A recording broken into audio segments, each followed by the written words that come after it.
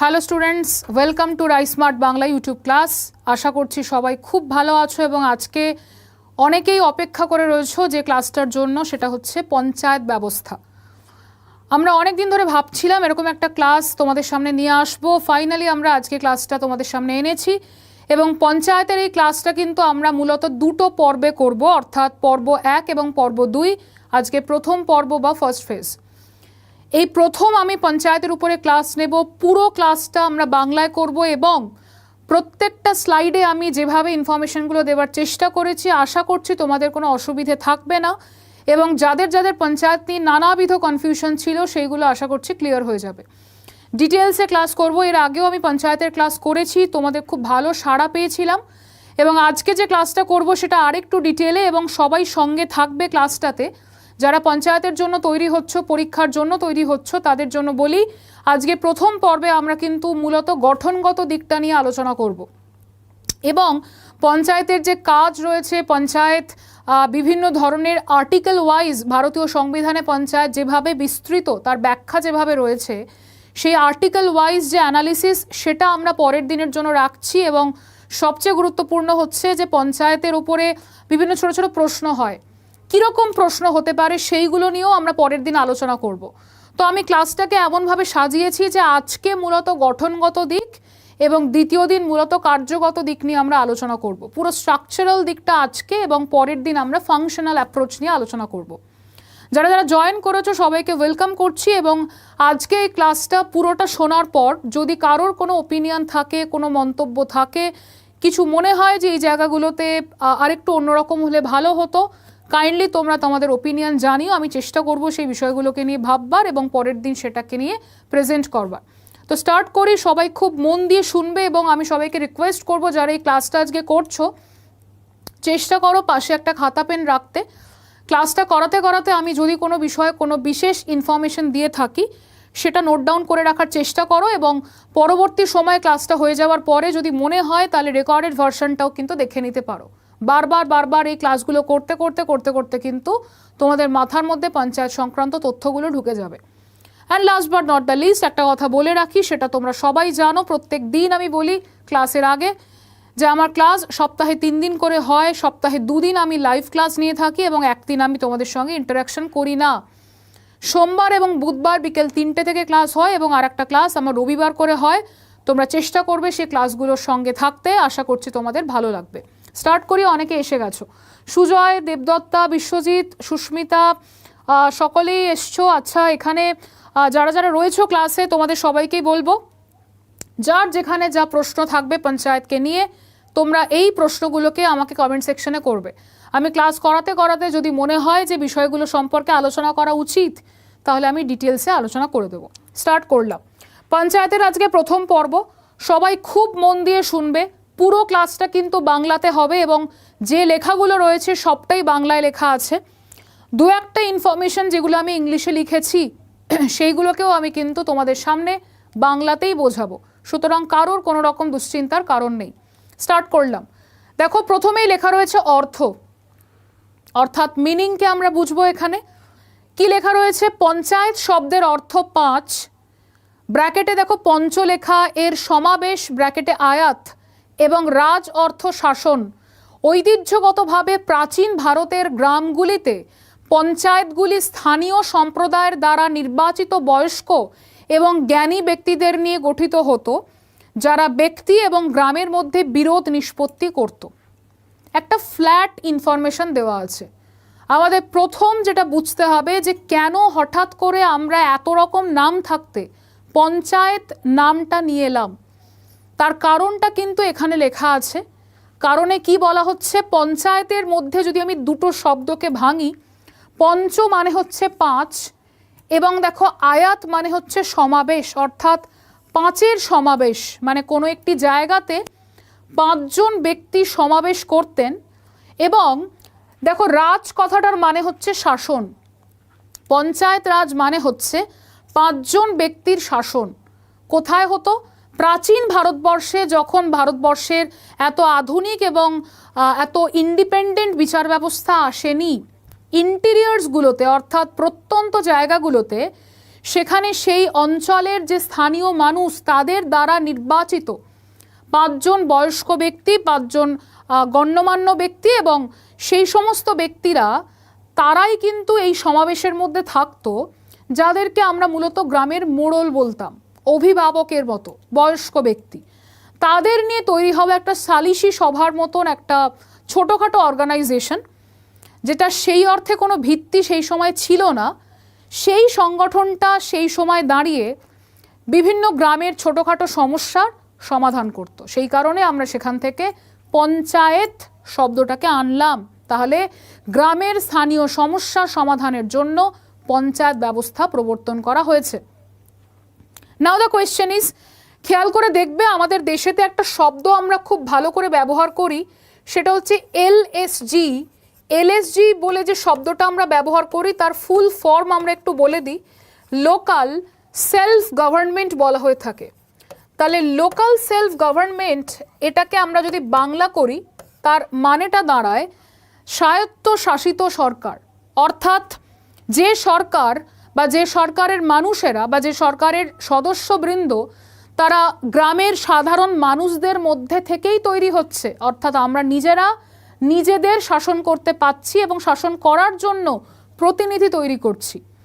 এবার এই স্বায়ত্তশাসিত সরকারের মধ্যে আমরা যদি পঞ্চায়েতকে ঢুকিয়ে দিই তাহলে সেটা মূলত কিন্তু রুরাল অ্যাডমিনিস্ট্রেশনকে এনশিওর করে, অর্থাৎ গ্রামীণ ব্যবস্থাকে নিশ্চিত করে। তাহলে আমরা এক কথায় বলতেই পারি পঞ্চায়েত হচ্ছে এমন একটা ব্যবস্থা যার মাধ্যমে আমরা গ্রামের স্বায়ত্তশাসিত সরকারকে তৈরি করতে পারি। এবার খেয়াল করে দেখো, এখানে আমি একটা ছবি দিয়েছি, অবভিয়াসলি ছবিটা বুঝতেই পারছো একটা গ্রামের ছবি। সেখানে আমরা দেখতে পাচ্ছি বেশ কিছু মানুষ বসে রয়েছেন। স্পেশালি যদি আমি এই মানুষটির কথা ভাবি, এরকম একজন ব্যক্তি যিনি বয়স্ক একজন মানুষ, তার সামনে দেখো এতজন সদস্য রয়েছে, এতজন গ্রামবাসী রয়েছে। এরা প্রত্যেকেই নানা রকম ডিমান্ড, নানা রকম দাবি দাওয়া নিয়ে সেই লোকটার কাছে গেছে। সেই লোকটা পঞ্চায়েতের সদস্য হিসাবে, পঞ্চায়েতের রিপ্রেজেন্টেটিভ হিসাবে তাদের কথা শুনছে, তাদের যোগ্য সমাধান দেওয়ার চেষ্টা করছে। সো আমরা এই পয়েন্টটা জাস্ট মনে রাখবো, পঞ্চায়েত ব্যবস্থা মানে 5 জন মানুষের দ্বারা তৈরি হওয়া ব্যবস্থা। যে ব্যবস্থা গ্রামের ভারতবর্ষে, অর্থাৎ আমরা বলতে পারি ভারতের রুরাল এরিয়াগুলোতে একটা সময়তে খুবই চালু হয়েছিল, যেটা একটা সময়ের পরে এখন সাংবিধানিক স্বীকৃতি পেয়ে একটা এস্টাবলিশড সিস্টেম হিসাবে তৈরি হয়েছে। এবং এই সিস্টেমটা আমাদের দেশেতে লোকাল সেলফ গভর্নমেন্টকে এনশিওর করে, যেটাকে আমরা বাংলায় বলে থাকি স্থানীয় স্বায়ত্তশাসিত সরকার, এবং যার মধ্যে থেকে আমরা মূলত রুরাল অ্যাডমিনিস্ট্রেশনকে আজকে পড়ছি, গ্রাম বা গ্রামের যে অবস্থা সেটা সম্পর্কে পড়ছি। কেমন? আশা করছি প্রত্যেকেই স্লাইডটা বুঝতে পেরেছো অর্থ সম্পর্কে। এবারে আমরা চলে আসছি পরের যে স্লাইডটা, সেটাতে দেখো 2 নম্বর স্লাইডে আমরা উৎস নিয়ে আলোচনা করব এবং একটা খুব বড় তথ্য রয়েছে এখানে, এবং আমি মূলত সেই জায়গাগুলোকে হাইলাইট করে দিয়েছি যে জায়গাগুলো থেকে পরীক্ষায় প্রশ্ন আসার সম্ভাবনা থাকে। আশা করছি তোমরা সকলেই বুঝতে পারছো, কারণ যদি তোমরা এই বিষয়গুলো সম্পর্কে একটা বেসিক ইনফরমেশন জেনে থাকো তাহলে দেখতে পাবে যে ইনফরমেশনগুলো যখন তোমরা পড়বে বা পড়েছো সেইগুলো থেকে ঘোরাফেরা করেছে প্রশ্নগুলো। ম্যাক্সিমাম প্রশ্ন কিন্তু আমরা খুবই ইনফরমেটিভ প্রশ্ন পেয়ে থাকি। আমরা পঞ্চায়েতের যে পরীক্ষা দেব খুব বেশি কনসেপচুয়াল প্রশ্ন কিন্তু আসবে না, কিন্তু আমি চেষ্টা করেছি সব রকমভাবে কভার করতে। দেখো উৎসতে কি বলছে, আধুনিক ভারতে মহাত্মা গান্ধী ছিলেন। তাহলে আমরা এখান থেকে একটা ইনফরমেশন পেতে পারি, মহাত্মা গান্ধী গ্রাম স্বরাজ অর্থাৎ গ্রাম স্বশাসনের অন্যতম প্রধান প্রবক্তা, যেখানে গ্রাম তার নিজস্ব বিষয়গুলির জন্য দায়ী থাকবে। তাহলে এখান থেকে একটা পয়েন্ট তৈরি হলো। ভারতবর্ষে পঞ্চায়েতের ভাবনা কিভাবে এসেছে? গ্রাম স্বরাজের ভাবনা থেকে। গ্রাম মানে ভিলেজ, স্বরাজ মানে নিজে রাজত্ব করছে, মানে একটা গ্রামের মানুষেরা নিজেরাই বোঝে যে সেই গ্রামের সমস্যা কি, বাইরে থেকে লোক আনতে হয় না। গ্রামবাসীদের দ্বারা তৈরি হওয়া সংগঠন, তারাই পুরো গ্রামটাকে দেখভাল করবে, তারাই পুরো জায়গাটাকে নিয়ে থাকবে, এবং গ্রামের যে স্বায়ত্ত শাসন সেটাই একটা সময় গিয়ে এত ভালোভাবে স্মুথলি রান করবে যে গ্রামের মানুষদের মধ্যে আর বিভেদ, বৈষম্য, বিভাজন থাকবে না বলে মহাত্মা গান্ধী স্বপ্ন দেখতেন যদিও বা তার সেই স্বপ্ন এবং আজকের বাস্তবের মধ্যে কিন্তু অনেকটা তফাৎ রয়েছে।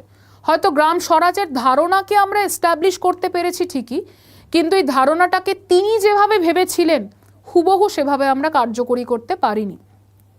তবুও আমাদের তথ্য জানতে হবে যে ভারতবর্ষে পঞ্চায়েতের ভাবনা বা পঞ্চায়েতের ধারণা মূলত মহাত্মা গান্ধীর হাত ধরে হয়েছে, এবং গ্রাম স্বরাজের ধারণা কিন্তু পঞ্চায়েতের ধারণার উৎসমুখ বলা যেতে পারে। এখান থেকে আমরা আর একটা পয়েন্টে যাব। বলছে পঞ্চায়েতি রাজ শাসন ব্যবস্থা সমগ্র দক্ষিণ এশিয়ায় পাকিস্তান, বাংলাদেশ এবং নেপালের মতন দেশেতে পাওয়া যায়, যেখানে এটি একই নামে চলে, মানে সেই দেশগুলোতেও পঞ্চায়েত নামেই চলে। এতটাই একটা প্রতিষ্ঠিত ব্যবস্থা। ভারতীয় সংবিধানের 4th অধ্যায়, সবাই এটা পড়েছো পার্ট নাম্বার 4-এতে, রাষ্ট্রের নির্দেশমূলক নীতির 40 নম্বর ধারায়, মাইন্ড ইট, গান্ধিয়ান প্রিন্সিপাল। পরীক্ষায় প্রশ্ন আসবে পঞ্চায়েত সম্পর্কে কোথায় লেখা আছে। মহাত্মা গান্ধীর ভাবনা চিন্তাগুলোকে আমরা গান্ধিয়ান প্রিন্সিপাল হিসাবে ডিপিএসপিতে জায়গা দিয়েছি। তাহলে আর্টিকেল নাম্বার 40 নম্বর আর্টিকেলের মধ্যে কিন্তু আমরা মূলত এই বিষয়টা সম্পর্কে পেয়ে থাকি। চোখ বন্ধ করে আমরা কিন্তু লিখতে পারবো, establishment of village panchayat is a Gandhian principle. এবং বলছে 40 নম্বর ধারায় পঞ্চায়েত সম্পর্কে উল্লেখ আছে। এখান থেকে 4টে তথ্য বেরোলো, Mahatma Gandhi, Gram Swaraj, directive principles of state policy part 4, article number 40। 4টে তথ্য মাথার মধ্যে ঢুকিয়ে নাও। পঞ্চায়েতের উৎস যদি বলা হয়, এই 4টে তথ্য থেকেই একমাত্র প্রশ্ন আসতে পারে। তাহলে এই হচ্ছে পঞ্চায়েতের উৎস সংক্রান্ত ধারণা। এর পরের পার্টে আমরা যাওয়ার আগে একটু জেনে নিই, তোমাদের কারোর যদি কোনো কোয়েশ্চেন থাকে তাহলে আমি একটু দেখে নিই। ম্যাম ইংলিশে টার্মসগুলো বলবেন। আচ্ছা জোভান এখানে কমেন্ট করেছো, আমি একটা কথা একটু বলে দিই। আজকে কিন্তু আমি পুরো ক্লাসটাই নিচ্ছি সমস্ত ছাত্রছাত্রীদের জন্য, কিন্তু মূলত সেই সমস্ত ছাত্রছাত্রীদের জন্য যারা পঞ্চায়েতের পরীক্ষাকে পাখির চোখ করেছে। অর্থাৎ সামনে যেহেতু পঞ্চায়েতের পরীক্ষা, সেই হিসাবে আমি এই পরীক্ষার জন্য, পরীক্ষার কথা ভেবে আমি পুরো ক্লাসটা বাংলাতেই হয়তো পুরো টাইপটা করিয়েছি বা পুরো বিষয়টা তোমাদের সামনে প্রেজেন্ট করছি। কিন্তু তার মানে এটা নয় যে আমি ইংলিশ টার্ম বলবো না, অবশ্যই বলবো। একটু সঙ্গে থাকো, তাহলেই বুঝতে পারবে। আমি দুটোকে একসঙ্গে মিশিয়ে মিলিয়ে কিন্তু পড়াবো, কোনো অসুবিধা হবে না। যদি কারোর কোনো প্রশ্ন থাকে এখান থেকে বলো। হোপফুলি কারোর কোনো কোয়েশ্চেন নেই। সবার কাছে আশা করছি ক্লিয়ার হয়েছে। এখনো পর্যন্ত যে দুটো স্লাইড আমি পড়িয়েছি সবার কাছে ওকে, কারোর কোনো অসুবিধে নেই তো? যদি না থেকে থাকে কাইন্ডলি একটু লিখে জানাও, আদারওয়াইজ কিন্তু আমি পরের পার্টে ডিটেলসে যেতে পারবো না। আশা করছি সবাই বুঝতে পেরেছো। এর পরের পার্টগুলোতে আরও কিছু ভালো ভালো তথ্য আছে যেগুলো আমরা আস্তে আস্তে পড়ব। আচ্ছা, এবার আমরা এখান থেকে উৎসর পরে আমরা চলে আসছি নেক্সট পার্টেতে। সেখানে আমরা একটুখানি অন্যরকম জিনিস দেখব, সেটা হচ্ছে লক্ষ্যকে নিয়ে আমরা এখানে কথা বলবো। দেখো কি বলছে, লক্ষ্যর তলায় দেখো আমরা লিখছি একটা শব্দ, পঞ্চায়েত রাজ ব্যবস্থা বা পঞ্চায়েত রাজ স্থানীয় স্বায়ত্তশাসন ব্যবস্থার অংশ। এর মূল লক্ষ্য গণতান্ত্রিক বিকেন্দ্রীকরণকে নিশ্চিত করা। তাহলে দেখো এখানে আমি লিখে দিয়েছি গণতান্ত্রিক বিকেন্দ্রীকরণ। এবং দেখো এখানে গণতান্ত্রিক বিকেন্দ্রীকরণকে যদি আমরা বলি তাহলে তার একটা ইংরেজি রয়েছে ডেমোক্রেটিক ডিসেন্ট্রালাইজেশন। এটার কি মানে বলো তো? দেখো এখানে বলা হচ্ছে যে গণতন্ত্রকে কোনো একটা জায়গাতে যদি আটকে রাখি তাহলে কিন্তু আমাদের দেশেতে আমরা স্বাধীনভাবে কিছুই করতে পারবো না। তাই তাকে আমরা ছড়িয়ে দিয়েছি সর্বত্র, যাতে করে ডিসেন্ট্রালাইজড ওয়েতে আমরা ধাপে ধাপে আমাদের প্রশাসনকে পেতে পারি কাছে। তাহলে ডেমোক্রেটিক ডিসেন্ট্রালাইজেশন বা গণতান্ত্রিক বিকেন্দ্রীকরণকে নিশ্চিত করাই ভারতীয় পঞ্চায়েতের লক্ষ্য। এবং ডিসেন্ট্রালাইজেশনের 3টে রূপ হয়, কেন্দ্রীয় স্তর, রাজ্য স্তর এবং আঞ্চলিক স্তর। দেখো লেখা রয়েছে ন্যাশনাল গভর্নমেন্ট বা কেন্দ্রীয় সরকার, স্টেট গভর্নমেন্ট বা রাজ্য সরকার এবং লোকাল গভর্নমেন্ট বা স্থানীয় সরকার। হোপফুলি প্রত্যেকে বুঝতে পারলে। এবং এটার পরে আমরা চলে আসবো লক্ষ্যের পরে নেক্সট যে পার্টটাতে, সেখানটা থেকে কিন্তু আমাদের আরেকটু অন্যরকম কিছু ইনফরমেশন কিভাবে পাওয়া যায় সেটার দিকে ধ্যান দিতে হবে। দেখো প্রথমেই বলি, এখানে রয়েছে স্বাধীনতা পরবর্তী পর্বে পঞ্চায়েতের বিবর্তন। তাহলে স্বাধীনতা পরবর্তী পর্বে পঞ্চায়েত কিভাবে বিবর্তিত হলো একটু লিখেছি আমি, যেভাবে বলে দিই। 2রা অক্টোবর 1952, 2nd অক্টোবর 1952, জওহরলাল নেহেরুর আমলে মহাত্মা গান্ধীর জন্মদিনে ভারতে কমিউনিটি ডেভেলপমেন্ট প্রোগ্রাম চালু করা হয়েছিল। মাইন্ড ইট, এই জায়গাটা থেকে কিন্তু আমাদের নানা রকমের প্রশ্ন পরীক্ষায় আসতে পারে। একটুখানি বলে দিই ব্যাপারটা কীরকম। 1952, 1952 সাল মানে স্বাধীনতার ঠিক পরে পরে, 47-এ স্বাধীনতার তার ঠিক পরবর্তী সময়তে। 1952 2nd অক্টোবর, 2রা অক্টোবর জওহরলাল নেহেরুর আমলে, মানে সেই সময় নেহেরু প্রধানমন্ত্রী, এই রকম সময়তে একটা প্রোগ্রাম চালু হলো, একটা প্রজেক্ট চালু হলো, যে প্রোগ্রামটার নাম হচ্ছে কমিউনিটি ডেভেলপমেন্ট প্রোগ্রাম, যেটাকে আমরা সিডিপি বলে থাকি। চালু করা হয়েছিল। এটি ফিস্কাল কমিশন, যেটা 1949 সালে তৈরি হয়, এবং grow more food enquiry committee, যেটা 1952 সালে তৈরি হয়েছিল, তারা সুপারিশ করেছিল এই প্রজেক্টটাকে, প্রোগ্রামটাকে। এবং বলছে যে গ্রামবাসীদের সার্বিক উন্নয়নের লক্ষ্যে বহুমুখী প্রকল্প কর্মসূচি চালু হয়, যেটা 1957 সালে 1957-এ বলবন্ত রায় মেহতা কমিটিকে অ্যাপয়েন্ট করে। তাহলে আমি এখান থেকে একটুখানি লিখে দিই, বলবন্ত রায় মেহতা কমিটি। তাহলে এখান থেকে আমাদের প্রশ্নটা এরকম হতে পারে অনেকগুলো তথ্য দিয়ে। খেয়াল করে দেখো প্রত্যেকে, আমি এখানে একটা ছবি দিয়েছি। এই ছবিটাতে দেখো বোঝা যাচ্ছে যে বেশ কিছু বাড়ি এখান দিয়ে দেখা যাচ্ছে, এবং তার মধ্যিখানে দেখো মানুষের ছবি দেওয়া আছে। অর্থাৎ স্বাধীনতার ঠিক পরে পরে নানা রকম সমস্যা গোটা দেশেতে কিন্তু ছেয়ে গিয়েছিল। সেই সমস্যাগুলোর মধ্যে একটা বড় সমস্যা হচ্ছে স্পেস ক্রাঞ্চ, স্থানের সংকট। কিভাবে অ্যাডমিনিস্ট্রেশন করা হবে, গ্রামের মানুষরা কিভাবে থাকবে, শহরের মানুষরা কিভাবে থাকবে, সেই নিয়ে একটা বড় চ্যালেঞ্জ সরকারের সামনে এসেছিল। সরকার এই চ্যালেঞ্জটাকে মোকাবিলা করার জন্য কমিউনিটি ডেভেলপমেন্ট প্রোগ্রাম চালু করলো। অর্থাৎ অঞ্চল অনুযায়ী বিভিন্ন কমিউনিটির মানুষেরা যাতে ডেভেলপড হতে পারে, তার জন্য তাদের ভালোভাবে তারা যেন থাকতে পারে, তারা বসবাস করতে পারে, তারা খেয়ে পরে বাঁচতে পারে, তার জন্য সরকারের তরফ থেকে প্রোগ্রাম চালু করা হয়। এবং এই প্রোগ্রামটা যখন চালু করা হয়েছিল, যে বিভিন্ন জায়গায় সার্বিক উন্নয়নের লক্ষ্যে সরকার স্পেশালি 1957 সালে বলবন্ত রায় মেহতা কমিটিকে অ্যাপয়েন্ট করে। এবং যে কমিটি তোমরা অনেকেই জানো, একটা ল্যান্ডমার্ক কমিটি বলা যেতে পারে। ভারতবর্ষের পঞ্চায়েতের ইতিহাসে বলবন্ত রায় মেহতা কমিটি একটা ল্যান্ডমার্ক কমিটি। এই কমিটি নানাবিধ রেকমেন্ডেশন দেয়, তবে এখান থেকে সাল দিয়ে প্রশ্ন আসে, in which year Balwant Rai Mehta committee was appointed. Balwant Rai Mehta committee কত সালে তৈরি হয়েছিল, দ্যাট ইজ 1957 বা 1957 সালে। প্রশ্ন হতে পারে কমিউনিটি ডেভেলপমেন্ট প্রোগ্রাম সিডিপি কত সালে তৈরি হয় বা চালু হয়েছিল, দ্যাট ইজ 1952, 1952 সালে। এই রকম প্রশ্ন তোমরা এখান থেকে পেতে পারো।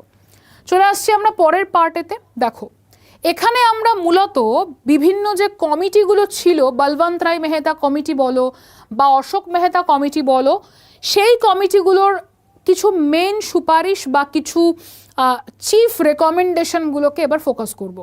যদি কারো কোনো কোয়েশ্চেন থাকে এখান থেকে বলো। আচ্ছা, বিশ্বজিৎ লিখেছো পঞ্চায়েত রাজ সিস্টেম ওয়াজ কনস্টিটিউশনালাইজড। হ্যাঁ, একদম ঠিক আছে, কিন্তু একটা জায়গায় গিয়ে ব্লান্ডার করে ফেলেছো। 73rd amendment act of the perfect, একদম ঠিক, কিন্তু দেখো 1972 করেছো, দ্যাট উইল বি 1992, 1992 সাল হবে। এটা মনে হয় তোমার টাইপ মিস্টেক, আদারওয়াইজ তুমি জানো। আচ্ছা হ্যাঁ, তুমি পরে আবার 1992 করেছো, একদম ঠিক ঠিক, আমি ওটা দেখিনি। আচ্ছা, সুচরিতা 1957, ওকে। এরপরে আমি যেটা দেখাতে চাই সেটা হচ্ছে পঞ্চায়েত ব্যবস্থাকে কেন্দ্র করে কিন্তু অনেকগুলো কমিটি তৈরি হয়েছিল, যে কমিটিগুলোর মধ্যে কিন্তু মূলত আমরা 3টে কমিটিকে ফোকাস করব। একদম জাস্ট বলছি, এই 3টে কমিটিকেই ফোকাস করবে। তার মধ্যে দেখো প্রথম কমিটির কথা আমরা বলছি বলবন্ত রায় মেহতা কমিটি, সাল হচ্ছে 1957 সাল। বলবন্ত রায় মেহতা কমিটি বলেছিল যে 3টে স্তরের প্রয়োজন আছে পঞ্চায়েত ব্যবস্থায়, 3টে স্তরকে লাগবে। স্তরগুলো কি কি দেখো, বলা হচ্ছে গ্রাম পঞ্চায়েতের কথা, অর্থাৎ গ্রাম স্তরে পঞ্চায়েত থাকবে, গ্রাম পঞ্চায়েত, ব্লক স্তরে থাকবে পঞ্চায়েত সমিতি, এবং জেলা স্তরে থাকবে জেলা পরিষদ। তাহলে 3টে লেভেলের কথা তারা বলে, লেভেল 1, লেভেল 2, লেভেল 3, 3টে লেভেলের কথা তারা বলেছিল। এক লাইনে মনে রাখার বিষয়, Balwant Rai Mehta committee recommended for introduction of 3-tier panchayat system. Balwant Rai Mehta committee ত্রিস্তরীয় পঞ্চায়েত ব্যবস্থা প্রবর্তনের কথা বলেছিল। চলে আসছি আমরা এর পরের পয়েন্টে, যেখান দিয়ে WBCS পরীক্ষায় হামেশা প্রশ্ন আসে। পঞ্চায়েত নিয়ে কিন্তু প্রচুর প্রশ্ন পরীক্ষায় আসে, এবং মাইন্ডেড তোমরা যারা আজকে ক্লাস করছো, আশা করব তোমরা বিভিন্ন পরীক্ষা দেবে এবং সেই পরীক্ষাগুলোতে তোমরা অবশ্যই এই চ্যাপ্টার থেকে প্রশ্ন পাবে। এবং WBCS পরীক্ষা এমন একটা পরীক্ষা যেখানে কিন্তু আমাদের ইন্ডিয়ান পলিটি বলে সিলেবাসটায় দেওয়া থাকে, উইথ স্পেশাল রেফারেন্স টু পঞ্চায়েতি রাজ। তোমাকে পঞ্চায়েত ব্যবস্থা আলাদা করে যত্ন নিয়ে পড়তে হবে এবং ভালোবেসে পড়তে হবে। এবং এই চ্যাপ্টারটা থেকে কেউ কিন্তু অযথা মুখস্থ করে ভয় পেয়ে এড়িয়ে যাওয়ার চেষ্টা করবে না, কারণ এই চ্যাপ্টারটা থেকে তোমাকে অনেক রকমের প্রশ্ন কিন্তু ফেস করতে হবে। তো সেইগুলোকে আমরা আস্তে আস্তে আস্তে আস্তে পড়তে পড়তে নিয়ে যাব। পরের দিনের যে ক্লাসটা করাবো সেই ক্লাসটাতে দেখবে আরও অনেক ডিটেলসে আমি অনেক কিছু জিনিস পড়াচ্ছি। পেসা অ্যাক্ট কাকে বলে, পঞ্চায়েতের কাজ কি কি রকমের, আর্টিকেল অ্যানালিসিস করাবো পরের দিনের ক্লাসে। আচ্ছা, এখানে বিশ্বজিৎ লিখেছো মিস্টেক, হ্যাঁ বুঝতেই পেরেছি, তুমি ওটা জানো। 3টে গ্রাম পঞ্চায়েত, পঞ্চায়েত সমিতি, জেলা পরিষদ, একদম ঠিক। মধুময় লিখেছো আর্টিকেল 40 11th শিডিউল, ফ্যান্টাস্টিক। এরপরে আমরা চলে আসছি অশোক মেহতা কমিটিতে। এই কমিটিকে অ্যাপয়েন্ট করা হয় 1977, 1977 সালে কমিটিকে অ্যাপয়েন্ট করা হয়েছিল। এবং দেখো এই কমিটি রেকমেন্ড করেছিল দ্বিস্তরীয় পঞ্চায়েতের কথা। বাস, আর কিছু আমি মনে রাখার চেষ্টাই করব না। আপাতত আমাকে পড়তে হবে যে এদের চিফ রেকমেন্ডেশন কী ছিল, মানে কি কারণে কমিটিগুলো এত ফেমাস। ত্রিস্তরীয় পঞ্চায়েত বা 3-tier সিস্টেম মানেই বলবন্ত রায়, 2-tier সিস্টেম মানে অশোক মেহতা। সাল কি বলছে, 77 সাল, এবং বলছে জেলা পরিষদ এবং মণ্ডল পঞ্চায়েত নিয়ে গঠিত। তার মানে দুটো স্তরের কথা বলছে এরা। একটা প্রশ্ন আসে পরীক্ষাতে, the concept of Mandal panchayat. Mandal পঞ্চায়েতের কনসেপ্ট প্রথমবার কোন কমিটির রেকমেন্ডেশন থেকে আসে? That is Ashok Mehta committee, 1977, 1977 সালের Ashok Mehta committee. And the last one, যেটা হচ্ছে LM সিংভি কমিটি, 1986 সালে, 1986-এ পঞ্চায়েত ব্যবস্থার সাংবিধানিক স্বীকৃতির সুপারিশ করেছিল। অর্থাৎ পঞ্চায়েত সিস্টেমটা আমাদের দেশেতে যে প্রয়োজন এবং সেটার যে সাংবিধানিক স্বীকৃতি প্রয়োজন, সেই কথাটা প্রথমবার বলেছিল LM সিংভি কমিটি। কারণ মনে রাখতে হবে, ভারতবর্ষে যখন পঞ্চায়েত চালু হলো, ত্রিস্তরীয় পঞ্চায়েত, তখন কিন্তু সেই সংগঠন সাংবিধানিক স্বীকৃতি পায়নি। যে জিনিসের প্রতি সংবিধান স্বীকৃতি থাকে না, তার মানে সেই জিনিস পরবর্তী সময় কিন্তু খুব বেশি শক্তিশালী নাও হতে পারে। হতেই পারে যে সরকার নিজের খুশি মতো সেটাকে ব্যবহার করছে। তাই সাংবিধানিক স্বীকৃতি পাওয়ার কিন্তু একটা দরকার আছে। তাহলে 3টে কমিটির কথা বললাম। নাম্বার 1 বলবন্ত রায় মেহতা, নাম্বার 2 অশোক মেহতা, এবং নাম্বার 3 LM সিংভি কমিটি, 57, 77 এবং সাল দেখে নাও 86। মাঝখানে আরও কিছু কমিটি আছে, সান্থানাম কমিটি রয়েছে, আমরা দেখতে পাই GVK রাও কমিটি। সব কমিটি পড়ার প্রয়োজন নেই, 3টে মেন কমিটি পড়ো বাস, তাহলেই আশা করা যায় এনাফ। আমরা এখান থেকে চলে আসছি নেক্সট পার্টেতে। পরের যে পার্টটা রয়েছে সেটা একটু ফলো করো প্রত্যেকে। দেখো, আমরা এই পার্টেতে মূলত পঞ্চায়েতের সাংবিধানিক অবস্থানটা সম্পর্কে আলোচনা করব। কনস্টিটিউশনালি কি কি জায়গাতে অবস্থান করছে, এখানে যে পয়েন্টগুলো রয়েছে না, সেই পয়েন্টগুলোকে দেখো আমরা কতগুলো তথ্য এখান থেকে পেতে পারি। আচ্ছা, এখান থেকে তোমরা যারা যারা রয়েছো সবাই কম বেশি সঠিক উত্তর দিয়েছো। যদি কারোর কোনো প্রশ্ন থাকে কমেন্ট সেকশনে জানাও, আমি ইনস্ট্যান্ট তোমাদের কমেন্ট পড়ে উত্তর দেব।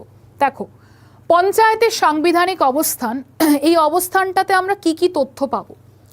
প্রথমেই বলা হচ্ছে 1992 সালে, 1992-তে বিশ্বজিৎ এইমাত্র লিখেছে, 73তম সংবিধান সংশোধনী আইনের সাহায্যে পঞ্চায়েত ব্যবস্থা সাংবিধানিক স্বীকৃতি হয়ে গেল। একটা তথ্য হয়ে গেল 1992 73rd অ্যামেন্ডমেন্ট অ্যাক্ট। সেকেন্ড তথ্য এখানে লেখা নেই, আমি মুখে বলে দিচ্ছি, প্রশ্ন হতে পারে 73rd অ্যামেন্ডমেন্ট যখন 1992-তে সংবিধান সংশোধনের মাধ্যমে অ্যাড করা হলো পঞ্চায়েতকে, এই সময়তে দেশের প্রধানমন্ত্রী কে ছিলেন? Who was the prime minister? PV Narasimha Rao was the Prime Minister.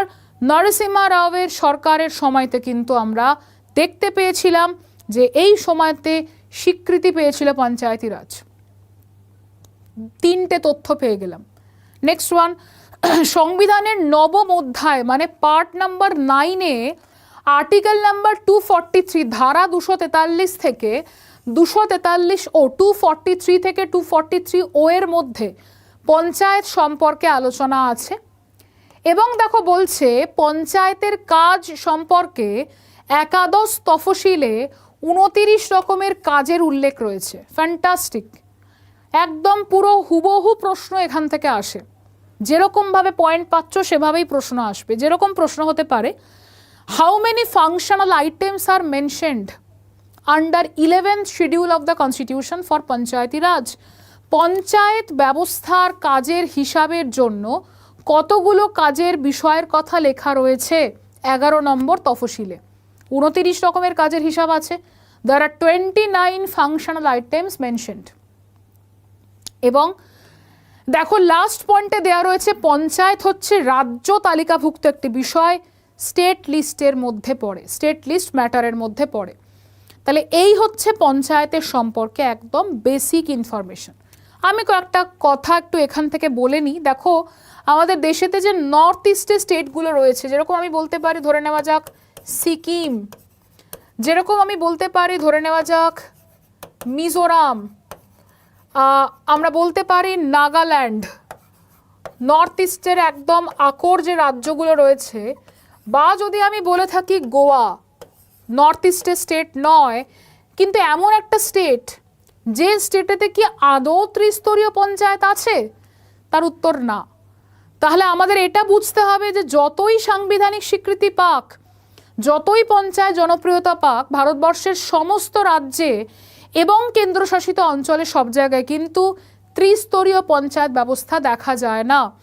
আমরা দেখতে পাই 85 to 90% কেসেতে ত্রিস্তরীয় পঞ্চায়েত আছে, কিন্তু এমন অনেক জায়গা রয়েছে যেখানে ত্রিস্তরীয় পঞ্চায়েত কিন্তু দেখা যায় না। চতুর্স্তরীয় রয়েছে বা 4টে স্তর আছে এমনও দেখা যায়, 2টো স্তর আছে এমনও দেখা যায়, সিঙ্গল টায়ার আছে এমনও দেখা যায়। পঞ্চায়েতের কনসেপ্টই নেই এমন জায়গা তো ভারতবর্ষের মধ্যে আমাদের পশ্চিমবঙ্গ রাজ্যের রাজধানী কলকাতাতেই আছে, হতেই পারে। তাহলে সব জায়গায় যে পঞ্চায়েত থাকতে হবে মাস্ট, সেটা আমরা কখনোই বলতে পারি না, কেমন? সো এখান থেকে আমরা এই সমস্ত তথ্যগুলো পেতে পারি। এবং দেখবে আমরা মূলত এই পঞ্চায়েতকে নিয়ে আর একটা বিষয় একটু তোমাদেরকে বলে দিই। 24 এপ্রিল আমরা এই তারিখটাকে কিন্তু পঞ্চায়েত দিবস হিসাবে পালন করে থাকি, তাই না? আমরা পঞ্চায়েতের একটা দিন থাকে, পঞ্চায়েত ডে বলা যেতে পারে, সেই দিনটাকে আমরা পালন করে থাকি এই তারিখে। তো এই হচ্ছে পঞ্চায়েত সম্পর্কে একদম বেসিক গ্রাসরুট লেভেলের তথ্য। এবারে আমরা একটু যাব ডেপথে, আমাদের পড়তে হবে এখান থেকে যে পঞ্চায়েতে আমাদের যে সমস্ত স্ট্রাকচার রয়েছে সেই স্ট্রাকচারটা সম্পর্কে একটু ভালো করে প্রত্যেকে দেখো। এখানে আমি যে সমস্ত বিষয়গুলোকে রেখেছি সেই বিষয়গুলো সম্পর্কে আলোচনার আগে দু একটা কথা একটু বলে নিই। দেখো একটা ডায়াগ্রাম করা আছে এখানে, যেখানে 3টে স্তরের কথা বলা রয়েছে, অর্থাৎ জেলা পরিষদের কথা বলা রয়েছে, পঞ্চায়েত সমিতির কথা বলা রয়েছে এবং গ্রাম পঞ্চায়েতের কথা বলা রয়েছে। তার মানে পঞ্চায়েতের 3টে স্তর, গ্রাম পঞ্চায়েত, পঞ্চায়েত সমিতি এবং জেলা পরিষদ, এই 3টে স্তর কিভাবে কাজ করে। এবং তোমরা অনেকেই রয়েছো, আমরা অনেকেই রয়েছি যারা আমরা গ্রামের মানুষ, তারা কিভাবে পঞ্চায়েতকে দেখব সেটা নিয়ে আলোচনা করব। মন দিয়ে দেখবে প্রত্যেকে। প্রথমেই আমাদেরকে যেটা পড়তে হবে সেটা হচ্ছে আমাদের দেশেতে, ভারতবর্ষে পঞ্চায়েতের 3টে স্তর রয়েছে। গ্রাম পঞ্চায়েত বললাম, সেকেন্ড টায়ারটাকে আমরা বলে থাকছি পঞ্চায়েত সমিতি এবং 3 নম্বর স্তরটাকে আমরা বলছি জেলা পরিষদ। গ্রাম পঞ্চায়েত, পঞ্চায়েত সমিতি এবং জেলা পরিষদ। একদম নিচে এখানে একটা আমি সার্কেল করলাম যেখানে আমি মূলত গ্রাম সভাকে রাখলাম। ওকে, তাহলে 3টে স্তরকে আমরা দেখতে পাচ্ছি এবং একদম নিচে গ্রাম সভাকে দেখছি। এবার আমাদের আজকে প্রথমেই বুঝতে হবে যে আমাদের দেশেতে পঞ্চায়েতটা কিভাবে তৈরি হয়। তো সেখানে দেখো বলা হচ্ছে যে এর কোনো নির্দিষ্ট নিয়ম নেই, কিন্তু নর্মালি বলা হয় যে ভারতবর্ষে প্রত্যেকটা গ্রামের জন্য একটা করে গ্রাম পঞ্চায়েত থাকবে, প্রত্যেকটা গ্রামের জন্য একটা করে গ্রাম পঞ্চায়েত থাকবে। আমি এখানে 6টা বক্স করলাম, আমি ধরে নিচ্ছি প্রত্যেকটা বক্স যদি একটা করে গ্রামকে সিম্বলাইজ করে, একটা করে গ্রামকে আইডেন্টিফাই করে, তাহলে প্রতিটি গ্রাম পিছু একটি করে গ্রাম পঞ্চায়েত থাকার কথা। এখন প্রশ্ন হচ্ছে যে তাহলে গ্রাম বলতে কি বোঝানো হয়? গ্রাম হচ্ছে এমন একটা অর্গানাইজেশন, এমন একটা সংগঠন, একটা পলিটিক্যাল অর্গানাইজেশন যেখানে একদল মানুষ বসবাস করে এবং তারা পারিবারিকভাবে ফ্যামিলি ওয়াইজ বসবাস করে, এবং দেখা যায় যে সেই অর্গানাইজেশন বা সেই সংগঠনটাতে 80% মানুষের সোর্স অফ ইনকাম হচ্ছে চাষবাস বা কৃষিকাজ। আমরা এটাকে গ্রাম বলি, ছোটবেলা থেকে আমরা জেনে এসেছি সবাই। তাহলে গ্রাম যদি এটা হয়, তাহলে ভারতবর্ষের সাধারণ নিয়ম হচ্ছে যে প্রতিটি গ্রাম পিছু একটি করে পঞ্চায়েত থাকবে। তোমার আমার রাজ্য পশ্চিমবঙ্গ কিন্তু এক্স্যাক্ট এই হিসাবে পঞ্চায়েত বানায় না। নর্মাল হিসেব প্রত্যেকটা গ্রাম পিছু একটি করে গ্রাম পঞ্চায়েত থাকবে। অনেকগুলি গ্রাম পঞ্চায়েত নিয়ে বা সন্নিহিত গ্রাম পঞ্চায়েতগুলো নিয়ে একটি করে ব্লক পঞ্চায়েত তৈরি হবে, এবং সমস্ত ব্লক পঞ্চায়েতগুলোকে নিয়ে একটি জেলা পরিষদ তৈরি হবে। এই মডেল আমি বরাবর পড়িয়ে এসেছি ছাত্রছাত্রীদের, অফলাইন মোড হোক কি অনলাইন মোড। তোমাকে ফিল করতে হবে তুমি যে অঞ্চল থেকে বিলং করো, তুমি যে গ্রাম থেকে বিলং করো, তোমার গ্রামের জন্য একটি গ্রাম পঞ্চায়েত থাকবে। হতেই পারে যে তুমি যে গ্রামটায় বিলং করো সেখানে 3 লাখ লোক রয়েছে, হতেই পারে তুমি যে গ্রাম থেকে বিলং করো সেখানে 1 লক্ষ লোক রয়েছে বা 50,000 লোক রয়েছে। তাহলে তোমার গ্রামের জন্য একটি গ্রাম পঞ্চায়েত থাকার কথা, কিন্তু ওয়েস্ট বেঙ্গলে সবসময় প্রতিটি গ্রাম পিছু একটি করে গ্রাম পঞ্চায়েত নাও থাকতে পারে, অনেকগুলো ছোট গ্রাম নিয়ে একটা গ্রাম পঞ্চায়েতও তৈরি হতে পারে। আমি কনভেনশনাল হিসেবটা বলছি, প্রত্যেকটা গ্রাম পিছু একটি করে গ্রাম পঞ্চায়েত একটা অঞ্চলের নিকটবর্তী গ্রাম পঞ্চায়েতগুলোকে নিয়ে নিয়ে একটা করে ব্লক তৈরি করা হবে, এবং একটা জেলার আন্ডারে সবকটা ব্লককে নিয়ে তৈরি হবে একটা জেলা পরিষদ। টেরিফিক কঠিন দায়িত্বে থাকে WBCS অফিসাররা যারা বিডিও পোস্টে থাকেন, তার কারণ একজন বিডিও একজন ব্লক ডেভেলপমেন্ট অফিসারের আন্ডারে যে ব্লকটা থাকে একটা হিউজ পরিমাণে পপুলেশনওয়ালা একটা ব্লক, প্রচুর সংখ্যক মানুষ, কোটি কোটি মানুষের কোটি কোটি সমস্যা। তাহলে ভাবো একটা গ্রামের জন্য একটা গ্রাম পঞ্চায়েত, কতগুলো নিকটবর্তী গ্রাম পঞ্চায়েতকে নিয়ে একটা পঞ্চায়েত সমিতি, এবং একটা জেলার সবকটা পঞ্চায়েত সমিতি বা ব্লককে নিয়ে তৈরি হচ্ছে একটা জেলা পরিষদ। তার মানে তুমি ভাবো একটা জেলা পরিষদকে ভাঙলে আমি কতগুলো বিচ্ছিন্ন ব্লক পাবো, এবং একটা ব্লককে যদি আমি ভাঙি কতগুলো ছোট বড় বিচ্ছিন্ন বিচ্ছিন্ন আমরা কতগুলো গ্রাম পঞ্চায়েত পাবো। তাহলে স্ক্যাটার্ড হয়ে রয়েছে গ্রাম পঞ্চায়েত। যত নিচের দিকে যাব আয়তন বাড়বে, মানে সংখ্যা বাড়বে, গ্রাম পঞ্চায়েতের সংখ্যা সবচেয়ে বেশি, তার থেকে ওপরে হচ্ছে পঞ্চায়েত সমিতি, তার থেকেও ওপরে হচ্ছে জেলা পরিষদ। তুমি ড্রোন ক্যামেরা নিয়ে ওপর থেকে দেখো, জেলা পরিষদ ভাঙো, কিছু ব্লক পাবে, ভাঙো অজস্র ছিন্ন বিচ্ছিন্ন গ্রাম পঞ্চায়েত পাবে। গ্রাম পঞ্চায়েতকে ভাঙা মানে হচ্ছে গ্রামবাসী, একটা লোক, তুমি বা আমি। স্ট্রাকচারটা এইভাবে তৈরি হয়। এবার দেখো এখানে যদি আমরা এই গ্রাম পঞ্চায়েতের স্ট্রাকচার অনুযায়ী একটু বাঁদিকের পোর্শনটায় যাই, সেখানে দেখো লেখা রয়েছে গ্রাম সভা বলে একটা শব্দ। গ্রাম সভাকে আমরা ইংরেজিতে বলে থাকি ভিলেজ অ্যাসেম্বলি, এবং গ্রাম সভার পাশে কি লেখা রয়েছে, গ্রামের প্রাপ্তবয়স্ক ভোটাধিকারীদের নিয়ে গঠিত সভা। মাইন্ডিড প্রশ্ন হতে পারে এখান থেকে আমাদের দেশেতে, মূলত ওয়েস্ট বেঙ্গলের কথা বলবো, গ্রাম সভার বাসিন্দা হতে গেলে, রেজিস্টার্ড ভোটার হতে গেলে কত বছর বয়স হতে হবে? মাইন্ডিড 18 বছর বয়স হতে হবে। অনেকে প্রশ্ন করবে যে আচ্ছা গ্রাম সভা এবং গ্রাম সংসদের মধ্যে কি তফাৎ রয়েছে? দেখো একটা কথা বলি, সেটা হচ্ছে যে আজকের দিনে দাঁড়িয়ে আমরা কিন্তু এই কনসেপ্টগুলো প্রায় ভুলতেই বসেছি, তাই না? আমরা গ্রামেতে যারা থাকিও বা হয়তো এই রকম কনসেপ্ট খুব কম লোকই ডিটেলসে জানি, তার মানে বা তার অর্থ, তার কাজ কি, গ্রাম সভার গ্রাম সংসদের কাজ কি, দুটোর মধ্যে তফাৎ কি, এই রকম প্রশ্ন কিন্তু অনেক সময়তে আসতে পারে। যদিও বা ইদানিংকালে কেউ গ্রাম নিয়ে মাথা ঘামায়ই না, আদৌ ছাত্রছাত্রীদের মধ্যে কিন্তু এই বিষয়টা নিয়ে খুব বেশি সতর্কতা থাকে না, তার কারণ এই টার্মিনোলজিগুলো এখন হারাতে বসেছে। আমি একটু মানেটা বলে দিই। দেখো গ্রাম সভা হচ্ছে এমন একটা সংগঠন যে সংগঠনটা তৈরি হচ্ছে একটা গ্রামের সমস্ত প্রাপ্তবয়স্কদের নিয়ে, যাদের বয়স হচ্ছে 18 বছর, এবং গ্রামবাসীদের নিয়ে তৈরি হওয়া সংগঠন যেখান থেকে ভোটের মধ্যে দিয়ে 3টে স্তরের সদস্যদের নির্বাচন করার জায়গা রয়েছে। তাহলে তুমি আমি যদি গ্রামের লোক হই, মনে করে দেখো আমরা কিন্তু গ্রামে ভোট দিতে পারি 3টে। একটা ভোট দিই গ্রাম পঞ্চায়েতের সদস্যকে, একটা ভোট দিই পঞ্চায়েত সমিতির সদস্যকে, একটা ভোট দিই জেলা পরিষদের সদস্যকে। মাইন্ড ইট, এখান থেকে কিন্তু দুটো প্রশ্ন হতে পারে।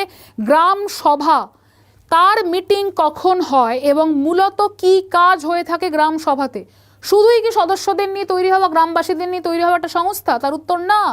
গ্রাম সভা হচ্ছে এমন একটা সংস্থা যে সংস্থাতে গ্রামের আয় ব্যয়ের বার্ষিক হিসাব দেখানো হয়।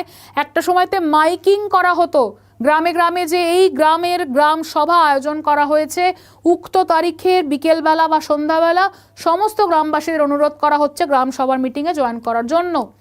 গ্রামবাসীরা সেই মিটিংয়ে যেত। অন দ্যাট মিটিং, গ্রামের ওই মিটিংয়ে, গ্রাম সভার ওই মিটিংয়ে, অর্থাৎ পঞ্চায়েতের ওপেন মিটিংয়ে, গ্রাম সভার মিটিংয়ে কিন্তু ডিসাইড করা হতো কিভাবে পরবর্তী পদক্ষেপ নেওয়া হবে এবং সবচেয়ে গুরুত্বপূর্ণ গ্রামের আয় ব্যয়ের হিসাব দেখানো হতো।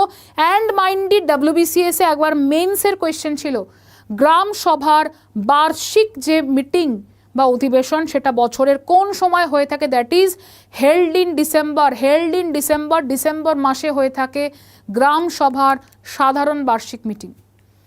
না, হোয়াট ইজ গ্রাম সংসদ? আশা করছি গ্রাম সভা সবাই বুঝেছ। আমি এখান থেকে একটু গ্রাম সংসদের কথাটা বলে নিই। দেখো, গ্রাম সংসদ এবং গ্রাম সভা এই দুটোর মধ্যে কিন্তু তফাৎ রয়েছে। গ্রাম সভা কথা একটু আগে বললাম, সদস্যদের নিয়ে তৈরি হওয়া সংগঠন।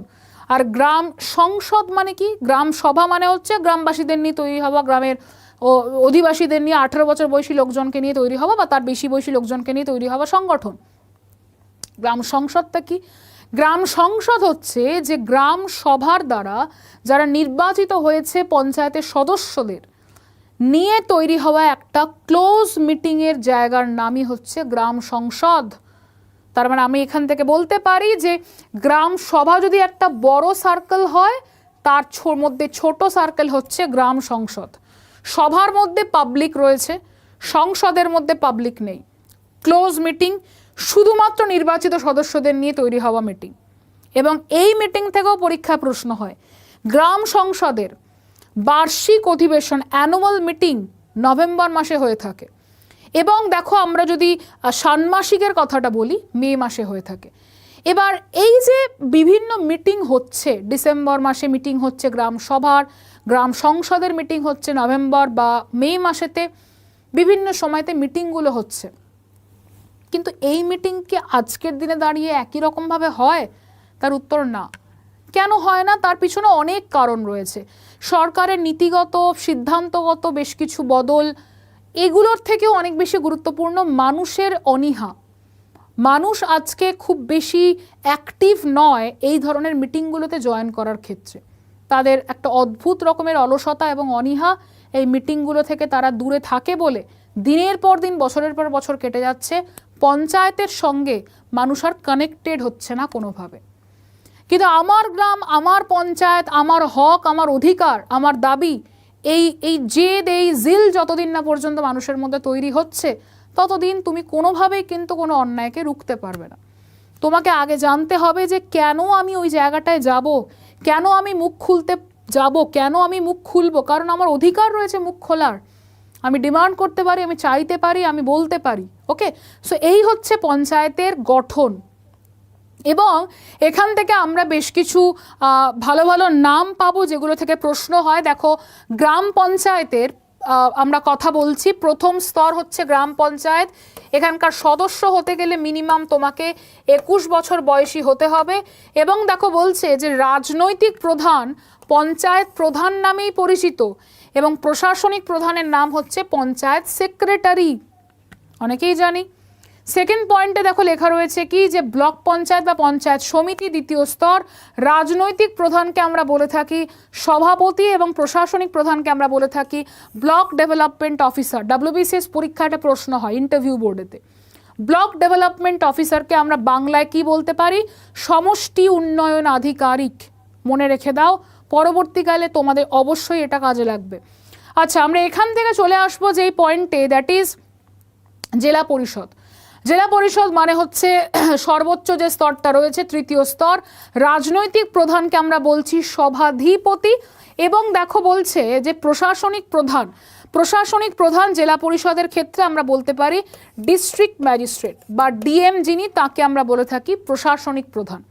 তাহলে district magistrate is the administrative head of a district or জেলা পরিষদ।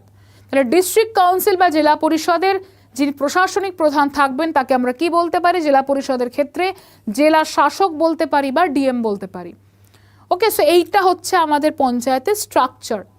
এবারে আমরা যেটাতে যাব সেটা হচ্ছে আমাদের যে পঞ্চায়েতটা রয়েছে সেই পঞ্চায়েতের মধ্যে তার নির্বাচন কিভাবে হয়ে থাকে এবং বাকি ডিটেলসগুলো।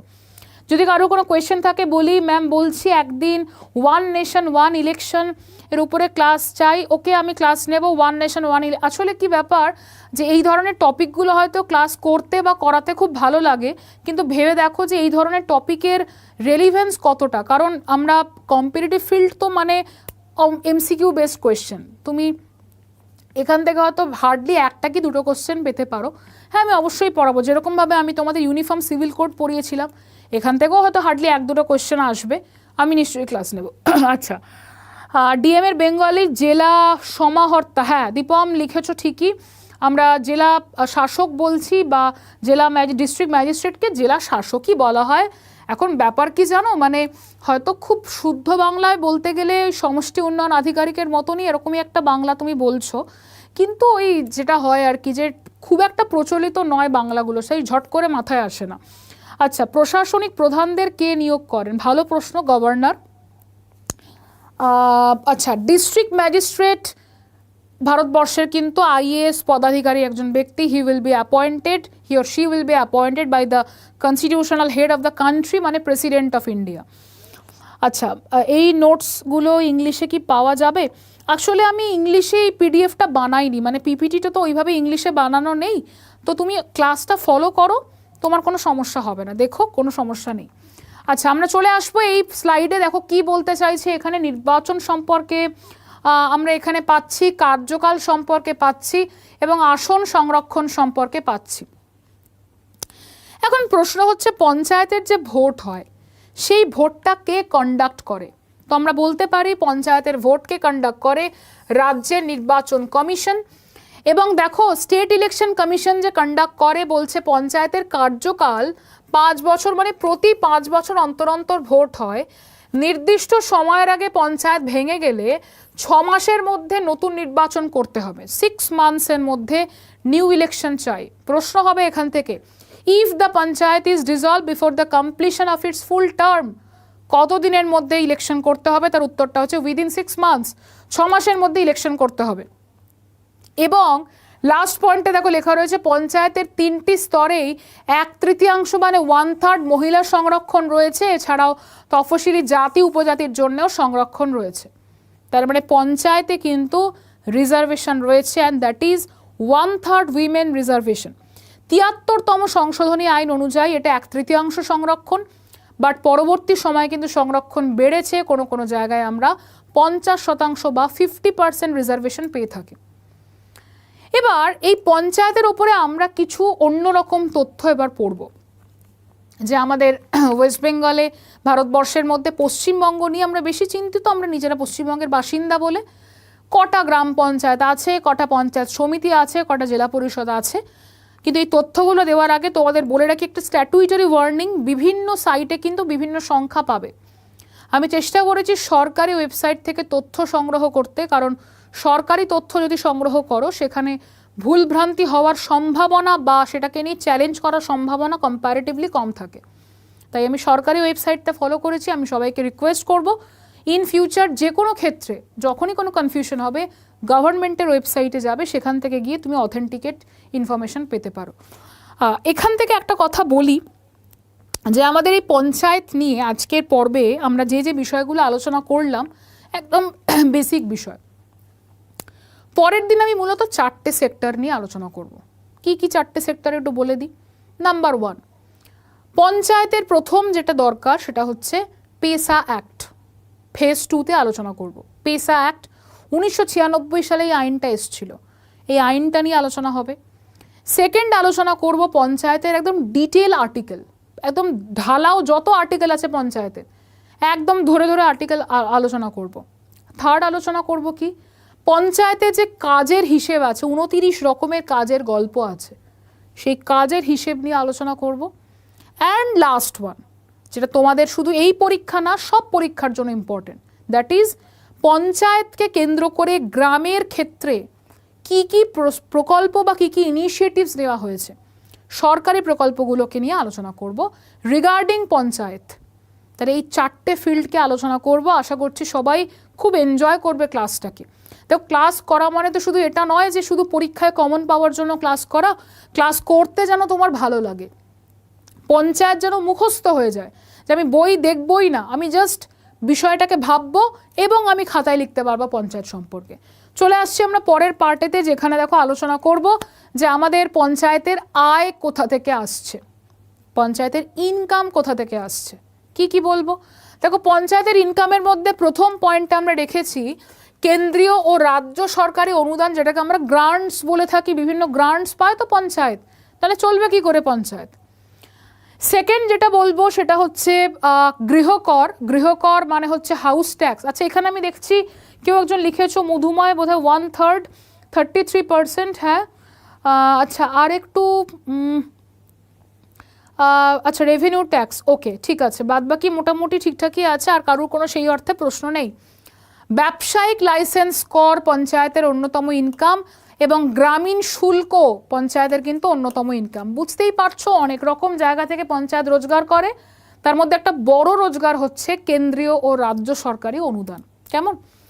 এবারে আমরা একটা সুন্দর জিনিস পড়বো, সেটা হচ্ছে পঞ্চায়েতের যে পোস্টগুলো আছে সেই পোস্টগুলো সম্পর্কে আমি একটু তোমাদেরকে বলবো। দেখো পঞ্চায়েতের পদ এবং পদের যে নাম সেগুলো সম্পর্কে একটু আলোচনা করব। দেখো কি কি রয়েছে। আমরা প্রথমে গ্রাম পঞ্চায়েতের স্টাফ পোস্টে যাব, অর্থাৎ স্টাফের পোস্টগুলোতে কি কি রয়েছে। রয়েছে প্রথমে নির্মাণ সহায়ক, কাজে সাহায্য করবে। এক্সিকিউটিভ অ্যাসিস্ট্যান্ট, এটা একটা ভালো পদ।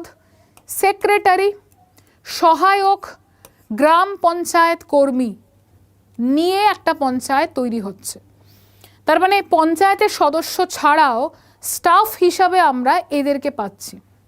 নেক্সট পঞ্চায়েত সমিতি, আমি যদি এইভাবে একটু সিকোয়েন্স অনুযায়ী সাজাই, 1 নম্বরে হচ্ছে এটা, 2 নম্বরে হচ্ছে পঞ্চায়েত সমিতি একদম শেষের পোর্শনটা, আর 3 নম্বরে আমি জেলা পরিষদের গল্প বলবো। তার আগে পঞ্চায়েত সমিতির স্টাফ পোস্টগুলো একটু বলে দিই, কী কী পোস্ট রয়েছে, কোন কোন পোস্টে যাওয়া যেতে পারে। অ্যাকাউন্টস ক্লার্কের পোস্ট রয়েছে, ক্লার্ক কাম টাইপিস্ট, এনার প্রচুর কাজ, প্রচুর সারাদিন বসে প্রচুর কাজ থাকে এনার। এরপরে রয়েছে ইউডিএ, তোমরা অনেকেই জানো। Block informatics officer, deputy secretary, data entry operator, এই লোকটারও প্রচুর পরিশ্রমের কাজ, সারাদিন শারীরিক পরিশ্রম অনেক হয়। সমিতি এডুকেশন অফিসার, এবং last but not the least পিয়নের কাজ তো বুঝতেই পারছো, পিয়ন তো অবশ্যই প্রয়োজন পড়ে। এবং লাস্ট যে রয়েছে জেলা পরিষদ, জেলা পরিষদের স্টাফে পোস্টের মধ্যে কি কি রয়েছে, অ্যাকাউন্টেন্ট রয়েছে, ক্যাশিয়ার, ওরে বাবা বিশাল ইম্পর্টেন্ট পোস্ট একটা ক্যাশিয়ার, ক্যাশিয়ার না হলে তো চলবেই না। এরপরে দেখো রয়েছে কম্পিউটার অ্যাসিস্ট্যান্ট, বেঙ্গলি এবং English typist, district information analyst থাকে, এক্সিকিউটিভ ইঞ্জিনিয়ার থাকে, অ্যাসিস্ট্যান্ট ইঞ্জিনিয়ার থাকে, জুনিয়র ইঞ্জিনিয়ার থাকে। আমরা কটা লোক জানি এই পোস্টগুলো সম্পর্কে? সবাই খুব জলদি প্রিপারেশন নেওয়া শুরু করে দাও, সব রকম পরীক্ষা দাও, এবং একটা না একটা পরীক্ষায় তুমি ঠিক সাফল্য পাবেই পাবে। দেখো কত পোস্ট রয়েছে, হেড অ্যাসিস্ট্যান্ট রয়েছে, ইউডি এলডিএ রয়েছে, স্টেনোগ্রাফার, গ্রুপ ডি। তার মানে পঞ্চায়েত মানে আমরা যদি ওইরকমভাবে পুরনো দিনের মতন ভাবনা চিন্তায় রেখে দিই, গ্রামে গিয়ে কাজ করতে হবে, গ্রামের কাজ, সেই আইডিয়া থেকে একেবারে বেরিয়ে আসার সময় এসে গেছে। কাজ মানে তোমার প্রচুর কাজ রয়েছে, তোমাকে নিজের জায়গাতে স্কিলফুল হতে হবে, দক্ষ হয়ে উঠতে হবে, তবে তুমি যে কোনো জায়গাতে কিন্তু পরিশ্রমের দাম পাবে।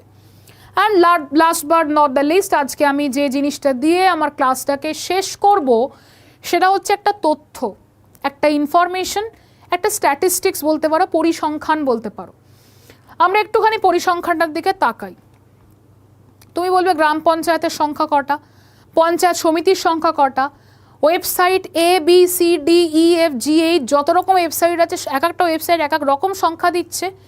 ইনফ্যাক্ট আমার এখনও এই এক্সপিরিয়েন্স হয় কোনো কোনো ছাত্রছাত্রীর থেকে, যে এখনও পর্যন্ত কিন্তু কনস্টিটিউশনের union list, state list, concurrent লিস্টে কতগুলো টপিক আছে, এটা নিয়ে এখনও কনফিউশনে রয়েছে কেউ কেউ। তাই বারবার সবাইকে যে জিনিসটা বলবো সেটা হচ্ছে, ক্লাসে মন দিয়ে কয়েকটা জিনিস দেখে নাও, শুনে নাও, আর ভুলবেই না। আমি আবারও বলছি, আমি কিন্তু এখানে যে তথ্য দেওয়ার চেষ্টা করেছি সরকারি ওয়েবসাইট ঘেটে।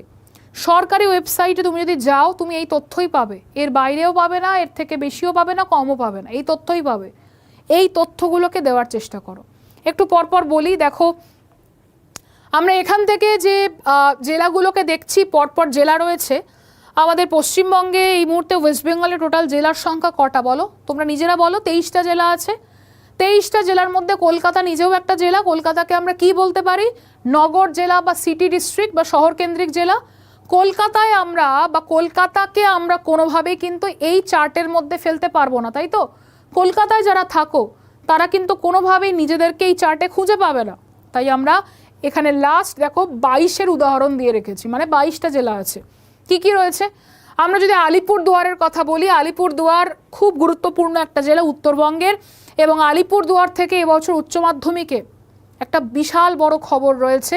আলিপুরদুয়ার থেকে প্রথম হয়েছে এবং মাধ্যমিকে কুচবিহার থেকে প্রথম হয়েছে। আমি সবাইকে অভিনন্দন জানাই, এবং তোমরা যারা উত্তরবঙ্গ থেকে পড়াশোনা করছো, দেখছো, তাদের জন্য একটা গর্বের দিন। এবং এই উত্তরবঙ্গের মানুষজন বা দক্ষিণবঙ্গের মানুষজন যারাই থাকো না কেন, যেখান থেকেই আমার ক্লাস দেখো না কেন, একটা কথা দিনের শেষে মনে রাখতে হবে, তুমি যদি অনেস্ট হও এবং তুমি যদি খুব ভালো করে পড়াশোনা করো, তুমি যে কোনো জায়গাতে গিয়ে কিন্তু শাইন করতে পারবে। Language is not the factor. ভাষা কোনো রকমভাবেই বাধা হতে পারে না।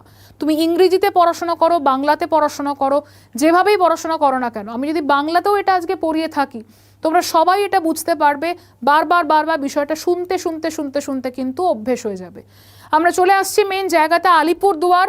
আলিপুরদুয়ারে দেখো আমরা বলছি নাম্বার অফ গ্রাম পঞ্চায়েত 66টা, এবং দেখো ব্লক পঞ্চায়েতের সংখ্যা এখানে 6টা। বুঝতে পারছো কেন আমি তোমাদেরকে বারবার দেখতে বলছি? গ্রাম পঞ্চায়েতের সংখ্যা দেখো বেশি, আর দেখো ব্লক পঞ্চায়েতের সংখ্যা কম। আমি একটু আগে, আশা করছি সবাই খেয়াল করেছো, আমি বলেছিলাম যে পঞ্চায়েতটাকে পিরামিডের মতন দেখতে। যত ওপরের দিকে যাব সংখ্যা তত কমতে থাকবে, যত নিচের দিকে যাব সংখ্যা তত বাড়তে থাকবে। অবভিয়াসলি গ্রাম পঞ্চায়েতের সংখ্যা দেখো প্রত্যেকটার বেশি, আইদার 2টো ডিজিট অথবা 3টে ডিজিট। প্রত্যেকটার ক্ষেত্রে আমরা যদি দেখি, প্রত্যেকটার ক্ষেত্রে কিন্তু গ্রাম পঞ্চায়েতের সংখ্যা বেশি, ব্লক পঞ্চায়েতের সংখ্যা অবভিয়াসলি কম, কারণ গ্রাম পঞ্চায়েতগুলোকে নিয়েই তো ব্লক পঞ্চায়েত তৈরি হয়। তাহলে এখানে আমরা যদি ব্লক পঞ্চায়েতের কথা বলি, সব থেকে কম ব্লক পঞ্চায়েত রয়েছে কোথায়? দেখো আমি এখানে 4-এতে দাগ দিলাম। আমি এখান থেকে জেলাটা দেখছি দার্জিলিং। দার্জিলিং জেলায় হচ্ছে সব থেকে কম রয়েছে। দার্জিলিং জেলাতে কিন্তু গ্রাম পঞ্চায়েত রয়েছে 22টা, ব্লক পঞ্চায়েত রয়েছে 4টে। তোমার জেলা, আমার জেলা, যে কোনো কেউ জেলাতে থাকলে তারা কিন্তু নিজেদেরকে খুঁজে পাবে। নদিয়া, মুর্শিদাবাদ, উত্তর 24 পরগনা, পশ্চিম বর্ধমান, দক্ষিণ দিনাজপুর, উত্তর দিনাজপুর, আলিপুরদুয়ার, কুচবিহার, পুরুলিয়া, সমস্ত জেলা কিন্তু এখানে দেওয়া রয়েছে। অ্যান্ড মাইন্ড ইট, আমাদের এখানে কিন্তু ব্লক পঞ্চায়েতের সংখ্যা 341। যদি সংখ্যাগুলোকে টোটাল গোনো পরপর, ইট উইল বি 341। গভর্নমেন্ট ওয়েবসাইটে কিন্তু এখনো পর্যন্ত 341কে আপডেট করা হয়নি। এবং আমরা যদি এখান থেকে বলি, একবার WBCS পরীক্ষায় দিয়েছিল জেলা পরিষদের সংখ্যা কটা, তার উত্তরটা দেখো আমি এখান থেকে বলছি 20টা।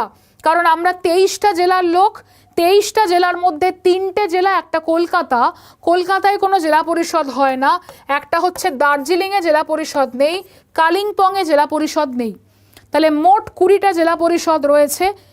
ব্লক পঞ্চায়েত বা পঞ্চায়েত সমিতির সংখ্যা 341, এবং গ্রাম পঞ্চায়েতের সংখ্যা হচ্ছে 3342, 3342। আমি তোমাদের দুটো ডেটা এখান থেকে একটু বার করে দেওয়ার চেষ্টা করি, তোমাদের সুবিধা হবে। সব থেকে বেশি গ্রাম পঞ্চায়েত আছে কোন জেলাতে? দেখো সব থেকে বেশি গ্রাম পঞ্চায়েত আছে যে জেলাতে, সেইটা হচ্ছে 310।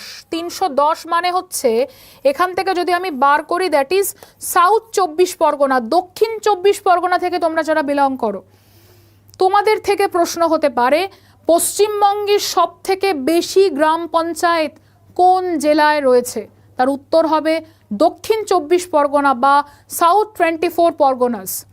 এবং যদি প্রশ্ন করা হয় সব থেকে কম গ্রাম পঞ্চায়েত কোন জেলায় রয়েছে, তার উত্তরটা হচ্ছে দার্জিলিং।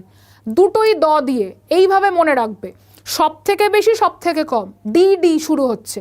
তার মানে আমরা দক্ষিণ 24 পরগনা, দার্জিলিং, দ দিয়ে শুরু হচ্ছে। দার্জিলিংয়ে সব থেকে কম গ্রাম পঞ্চায়েত, দক্ষিণ 24 পরগনা সব থেকে বেশি গ্রাম পঞ্চায়েত। ইন বিটুইন যারা রয়েছে তারা সবাই মধ্যবর্তী, কিন্তু এই দুটো এক্সট্রিম এন্ডে রয়েছে। So this is all about of today's class. আশা করছি প্রত্যেকে ক্লাসটা আজকে এনজয় করেছো। পঞ্চায়েত সংক্রান্ত আমি বেসিক তথ্যগুলো আজকের ক্লাসে রাখলাম। পরের দিনের ক্লাস আরও ইন্টারেস্টিং হতে চলেছে। আমি 4টে বিষয় নিয়ে আলোচনা করব। মাইন্ড ইট, এই প্রথম আমি এই প্ল্যাটফর্মে আলোচনা করব। আশা করছি এইরকমভাবে আলোচনা কিন্তু তোমরা এর আগে আমার ক্লাসে পাওনি। কি কি বিষয় আলোচনা করব আবারও একবার বলে দিই। কোথাও কোনো রকম কিছু মিস করলে পরের দিন অবশ্যই আমাকে কিন্তু তোমরা রেকটিফাই করে দেবে। নাম্বার 1 পেশা অ্যাক্ট নিয়ে আলোচনা করব। নাম্বার 2 আমি আলোচনা করব প্রত্যেকটা আর্টিকেল ধরে ধরে। নাম্বার 3 আমি আলোচনা করব পঞ্চায়েতের কাজ নিয়ে। নাম্বার 4 পঞ্চায়েত সংক্রান্ত গভর্নমেন্ট অফ ওয়েস্ট বেঙ্গলের ইনিশিয়েটিভ নিয়ে। যার যা প্রশ্ন থাকবে কমেন্ট সেকশনে জানাতে পারো। এবং আজকে যতটুকু ক্লাস তোমরা যারা যারা করলে, আশা করব এই ধরনের ক্লাস করলে তোমাদের আর কোনো রকম অসুবিধে থাকবে না। সবাইকে অসংখ্য ধন্যবাদ ক্লাসে এতক্ষণ সঙ্গে থাকার জন্য। Thank you very much. পরের দিন আবার দেখা হবে তোমাদের সঙ্গে। Thank you.